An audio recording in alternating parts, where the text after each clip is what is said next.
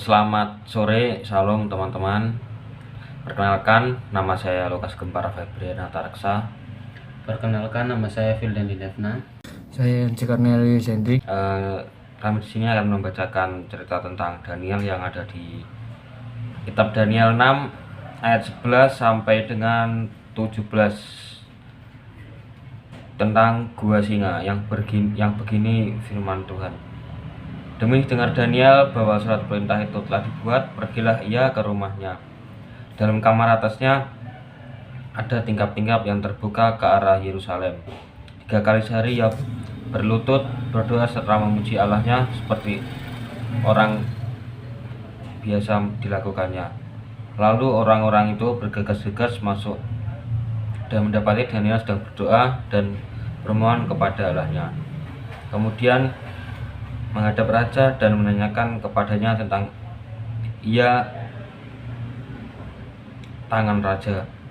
Bukanlah tuanku mengeluarkan suatu larangan supaya setiap orang yang dalam 30 hari menyampaikan permohonan kepada salah satu dewa atau manusia kecuali kepada tuanku ya raja akan dilemparkan ke dalam gua singa?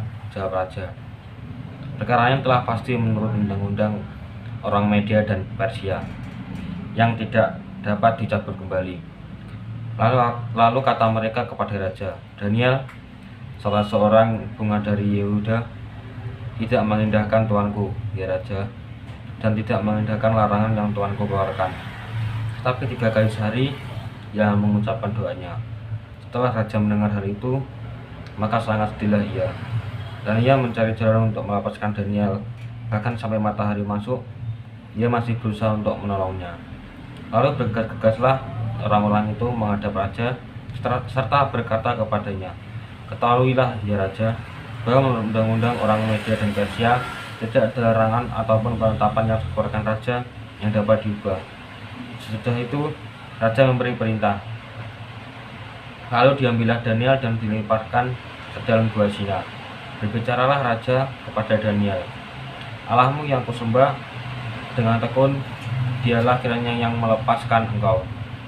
Sekian, terima kasih, dan akan dilanjutkan oleh teman saya.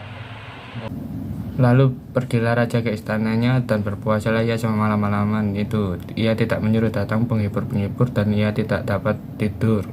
Pagi-pagi sekali ketika fajar menyingsing, bangunlah raja dan pergi dengan buru-buru ke gua singa.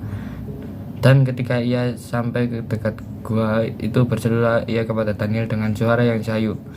Berkatalah ia kepada Daniel, Daniel, hamba Allah yang hidup, Allahmu yang kau sembah dengan tekun, telah sanggupkah ia melepaskan engkau dari singa-singa itu?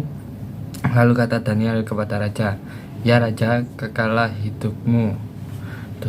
Allahku telah mengutus malaikatnya untuk mengatupkan mulut singa-singa itu sehingga mereka tidak mengapa-ngapakan aku, karena ternyata aku tak bersalah di hadapannya, tetapi juga terhadap tuanku ya raja, aku tidak melakukan kejahatan. Lalu sangat sukacitalah raja dan ia memberi perintah supaya Daniel ditarik dari dalam gua itu. Maka ditariklah Daniel dari dalam gua itu, dan tidak terdapat duka apa padanya, karena ia percaya kepada Allahnya. Rema yang kita dapat peroleh dari Injil Yohanes 6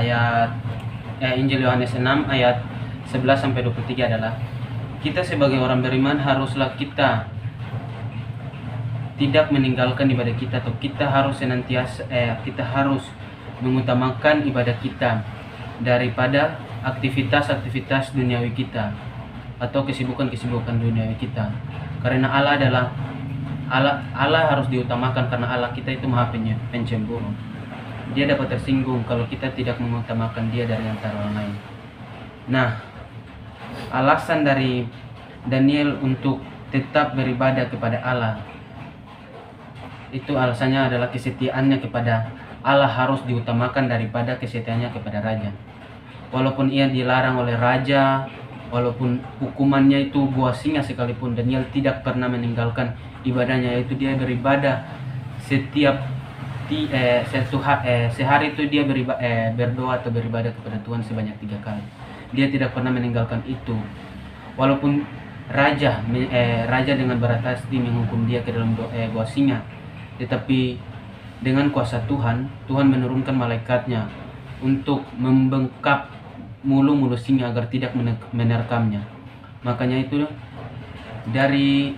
pada pagi harinya raja melihat Daniel masih hidup dan dia mengeluarkan Daniel, dan dia menghukum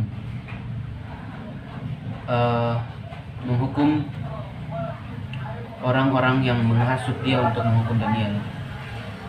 Jadi intinya dari kisah Daniel ini adalah kita jangan pernah meninggalkan ibadah kita. Kita harus mengutamakan mengutamakan Allah di antara segala sesuatu. Mungkin itu sekian dari rema kami, sekian dari pembahasan kami.